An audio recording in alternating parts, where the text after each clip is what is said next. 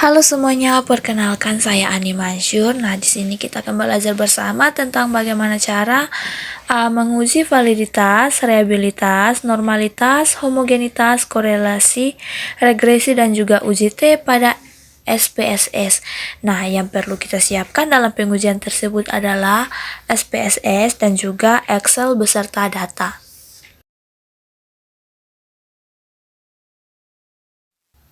Nah, yang pertama di sini merupakan data-data yang ada di Excel dan kita akan mencari nilai skor totalnya. Yang pertama kita blok semua yang ada. Oke. Kemudian kita copy. Kemudian pergi ke SPSS lalu di paste di sini.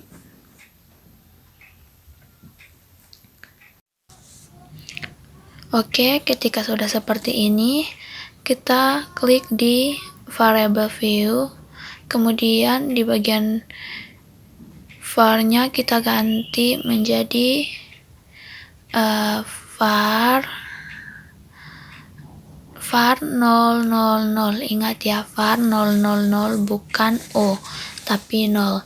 Oke, di bagian bawahnya kita kasih tanda X, kemudian klik di sini.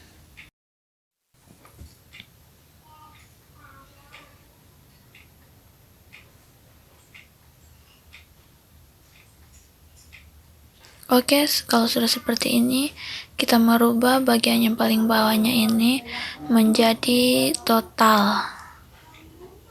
Oke, ketika sudah seperti ini, kita kembali ke data view. Nah, di sini terdapat angka-angka 0 di belakang. Nah, bagaimana caranya agar kita menggantinya? Nah, kita pergi ke Analyze, kemudian di bagian control line, lalu kita copy semua yang ada di sini ke bagian kanan. Oke.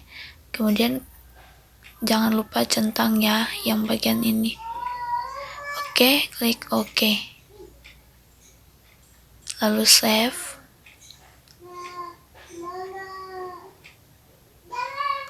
Oke. Nah, ketika sudah di save, maka akan muncul data seperti ini. Nah, ini merupakan data yang tadi kita merubahnya sudah menjadi seperti ini. Kemudian kita Oke, ketika sudah seperti ini, kita akan menyalinya atau kita copy semua data yang ada di sini. Oke, kita copy. Lalu kita paste di Word untuk kita membuat laporannya nanti. Oke. Nah, ketika sudah seperti ini, kita tinggal membuat bagian kesimpulannya saja. Nanti bagian kesimpulannya di bagian bawah. Setelah semua data yang telah kita pindahkan dari SPSS ke Word, barulah kita mulai membuat kesimpulannya.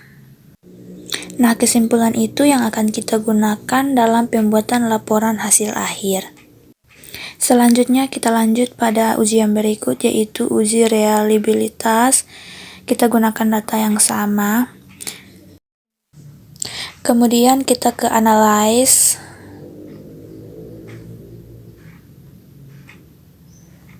Scale. Kemudian Reliability Analyze. Nah, tampilannya hampir mirip dengan uji validitas tadi. Cuman pada data kali ini, semua data dipindahkan ke bagian item atau sebelah kanan. Oke, tetapi yang tidak dipindahkan adalah bagian total, jadi kita kembalikan ke bagian kiri. Nah, ketika sudah seperti ini, kita pergi ke statistik, lalu kita centang yang bagian skill if item delete. Nah, ini skill if item delete. Oke. Ketika sudah dicentang, kita lanjut continue. Oke. Lalu jangan lupa agar modelnya alpha, oke? Lalu klik OK. Nah, akan muncul tampilan seperti ini. Nah, ini merupakan tampilan hasil pengujian uji reliabilitas, dan yang perlu kita perhatikan adalah bagian kolom yang kedua, yaitu reliability statistik. Nah, yang menjadi titik acuan pengukuran kita adalah comeback alpha, dan kita akan menghitungnya sesuai dengan dasar pengambilan keputusan yang sudah ada. Apakah dia reliable atau tidak? Kemudian hasil yang ini kita copy dan kita gabungkan dengan hasil uji validitas tadi di Word, oke? Nah, akan seperti ini. Lalu tinggal kita buat bagian kesimpulannya di dalam laporan hasil akhirnya nanti. Selanjutnya kita ke uji normalitas. Untuk uji normalitas kita akan menggunakan dua data, yaitu data variabel X dan juga data variabel Y. Nah, untuk data variabel X yang bagian ini merupakan skor total dari hasil pretest. Nah, yang bagian ini merupakan skor total. Yang berikut variabel Y merupakan skor total dari hasil pengujian post-test. Nah, kita akan copy untuk menggabungkan semuanya jadi satu. Oke. Nah, setelah itu untuk menguji normalitas kita copy semua data yang ada di sini. Oke. Kita copy semua data yang ada di sini untuk dipindahkan ke SPSS. Kemudian kita membuka SPSS, kita ketik file new untuk membuka data baru. Oke, kemudian kita paste di bagian sini. Oke, kita beralih ke bagian variable view. Nah, di sini untuk var 001 kita ganti menjadi X, dan var 002 kita gantinya menjadi Y. Oke. Sedangkan pada bagian desimalnya kita rubah menjadi 0. Oke. Kemudian di bagian labelnya yang bagian atas kita ganti menjadi PJBL, dan bagian bawahnya menjadi hasil belajar. Oke. Kemudian kita kembali ke data view. Nah, untuk uji normalitas ini yang pertama kita harus mengetahui nilai residualnya terlebih dahulu dari kedua variabel ini. Oke, untuk mengetahui nilai residualnya kita pergi ke analyze, kemudian regression, lalu pilih yang bagian linear. Nah, pada bagian ini kita akan memindahkan yang bagian PBJL-nya ke bagian bawah atau independen, dan hasil belajarnya ke dependen. Lalu klik save. Lalu pada bagian kolom residual kita pilih yang unstandarized. Lalu continue. Oke. Nah, akan muncul tampilan data seperti ini. Nah, ketika ada tampilan seperti ini, kita abaikan saja hasil yang ini, kita pergi ke SPSS. Nah, di sini datanya yang sudah ada.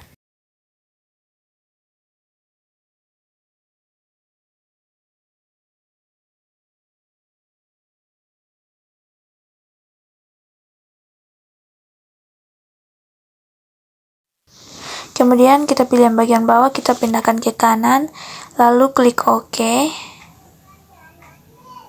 Nah, ini merupakan hasil dari uji normalitas. Oke, kita lihat kembali pada nilai signifikan asymptotal ini berdasarkan dasar pengambilan keputusan. Oke, kemudian kita klik, kita copy, lalu kita pindahkan ke bagian Word. Oke, nah seperti ini. Lalu kita akan membuat kesimpulannya di bagian bawah. Nah, yang berikut kita akan melanjutkan ke uji yang berikut, yaitu uji homogenitas. Untuk uji homogenitas kita masih menggunakan data yang sama, cuman data pada variabel X yang merupakan hasil dari pretest kita anggap sebagai data kelas 1 atau pretest atau data pertama. Sedangkan pada variabel Y yang merupakan hasil dari post-test kita anggap sebagai data kelas 2 atau data kedua. Nah, kedua data ini kita gabungkan menjadi satu, yaitu data variabel X, kemudian variabel Y-nya kita copy di bawahnya variabel X seperti ini. Begitu juga dengan data kelas, yaitu kelas yang pertama, kemudian kelas yang kedua di bagian bawahnya kelas pertama seperti ini. Oke, kemudian kita menyalin atau kita copy semua data yang ada di sini. Oke, kita copy, lalu kita pergi ke SPSS. Kemudian kita membuka data atau file baru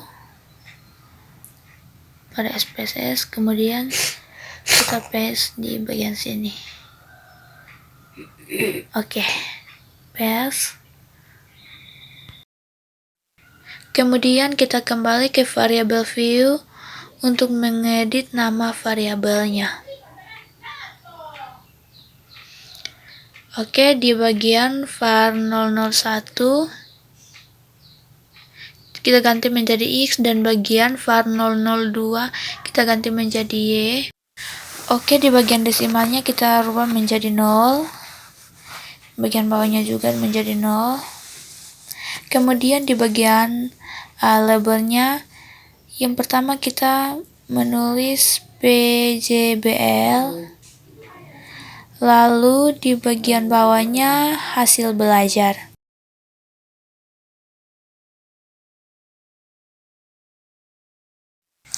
Nah, pada bagian hasil belajar tadi terdapat dua kelas, yaitu kelas A dan kelas B, atau kelas 1 dan kelas 2.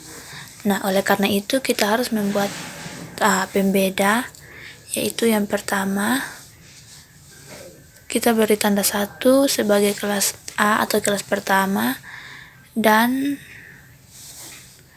yang kedua kita beri tanda 2 sebagai kelas B atau kelas kedua. Oke, lalu klik OK.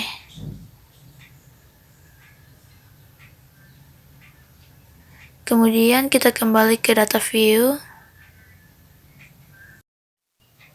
Oke, kita pergi ke analyze, kemudian complement, lalu one way ANOVA.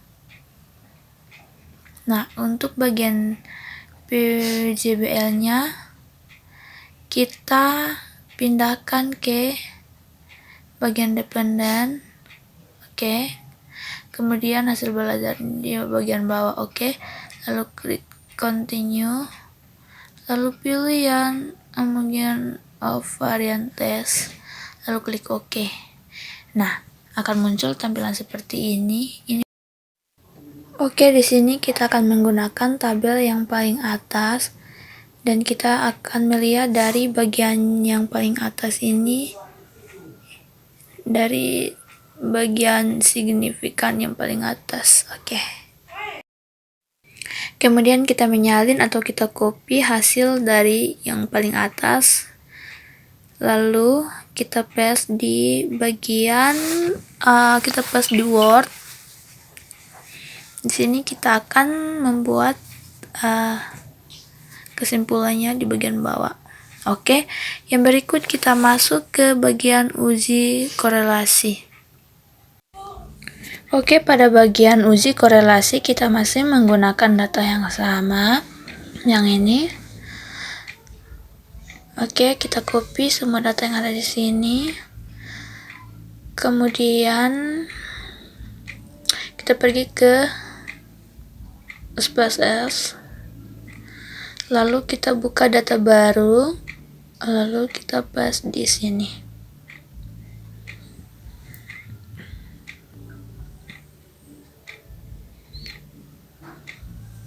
Oke, seperti ini. Kemudian kita ke variable view dan kita merubah yang bagian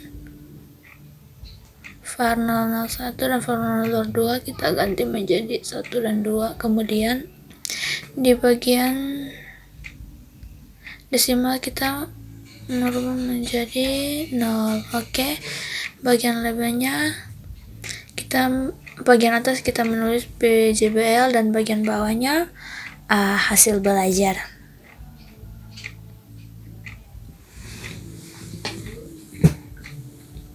Oke, jika sudah seperti ini, kita pergi ke data view. Nah, hasilnya akan seperti ini. Oke, untuk uji korelasi, kita pergi ke analyze, kemudian kita pindahkan semua ke sebelah kanan. Oke. Kemudian klik